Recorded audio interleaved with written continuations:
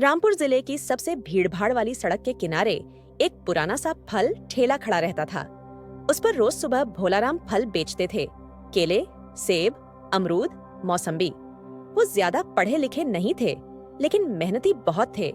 दिन भर धूप में खड़े रहकर वो लोगों को आवाज लगाते, ले लो ताजे फल, मीठे फल। ठेले के पास ही अक्सर एक दुबला पतला 12 साल का लड़का खड़ा रहता था। उसका नाम था विवेक। वो अपने पापा का हाथ बंटाता था। कभी तराजू पकड़ता, कभी थैले देता, लेकिन उसकी आंखों में ठेले से भी बड़ा सपना था। वो अक्सर अपने पापा से पूछता, पापा, हम हर दिन इतने घंटे मेहनत करते हैं, फिर भी हमारे पास पक्के घर, बाइक या अच्छे कपड़े क्यों नहीं हैं?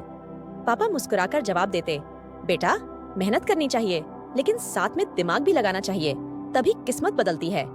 विवेक के लिए यह एक वाक्य नहीं, बल्कि एक दिशा बन गई। स्कूल के बाद वो ठेले पर खड़ा रहता, लेकिन खाली दिमाग नहीं रहता। वह हर ग्राहक को गौर से देखता, कौन जल्दी खरीदता है, कौन मोल भाव करता है, कौन किस चीज की मांग करता है। उसका दिमाग ठेले को एक दुकान नहीं, एक बिजनेस की तरह देख रहा था। एक दिन उसने पापा से कहा, हमें मंडी से हर दिन ताजे फल लाने चाहिए और अलग अलग इलाकों में बेचने चाहिए। एक ठेला कम है पापा। पापा हंसे, बोले, बेटा, हम तो जैसे तैसे खर्च चलाते हैं, इतना बड़ा सपना मत देख। लेकिन विवेक ने सपना देखना बंद नहीं किया। उसने अपने दोस्तों से एक पुराना मोबाइल लिया। हर सुबह मंडी जाता, कीमतें नोट करता, कौन से फल ताजे हैं और सस्ते हैं, यह समझने लगा। कुछ ही दिनों में वह मंडी के लोगों को पहचानने लगा और अच्छे दाम में फल लाने लगा। अब उसके पास सबसे ताजे और सबसे सस्ते फल होते थे। धीरे धीरे ग्राहक बढ़ने लगे। एक महीने में आमदनी दोगुनी हो गई। फिर उसने गांवों में फल सप्लाई करना शुरू किया। वहां फल महंगे और कम मिलते थे। विवेक ने गांव के 2 लड़कों को कमीशन पर रखा और घर घर फल सेवा शुरू की। वो खुद साइकिल से गांवों में फल ले जाने लगा। धीरे धीरे उसने एक पुरानी ठेली और खरीदी। अब रामपुर शहर के साथ साथ आसपास के 6 गांवों में भी उसके फल बिकने लगे।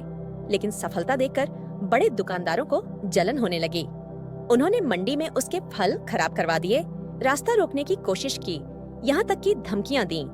विवेक डरा नहीं, उसने और हिम्मत दिखाई। बिचौलियों से बचने के लिए उसने मंडी से सीधे ट्रक में फल मंगवाने का फैसला किया। उसने कुछ उधार लिया, कुछ बचाया और काम बढ़ाया। एक बार भारी बारिश में उसका पूरा माल भीग गया। पापा बहुत दुखी हुए, बोले, अब छोड़ दे बेटा, बहुत कोशिश कर ली, वापस ठेले पर आ जा। लेकिन विवेक ने कहा, अगर इस बारिश में भी हिम्मत न हारूं, तो सूरज जरूर निकलेगा। अगले दिन वो शहर की एक बड़ी किराना दुकान में गया और बोला, आपको ताजे फल चाहिए? मैं सीधे आपको सप्लाई कर सकता हूँ। पहली बार किसी ने हाँ कहा। यहीं से उसका नया सफर शुरू हुआ। उसने अपनी सप्लाई चेन बनाई। अब वो खुद ही फलों को स्टोर करता, छांटता और सुपरमार्केट में भेजता। उसका ब्रांड बन गया, we are fresh, village to your plate.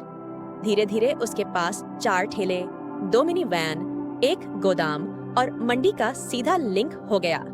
25 साल की उम्र में विवेक रामपुर जिले का सबसे युवा और सफल बिजनेसमैन बन गया।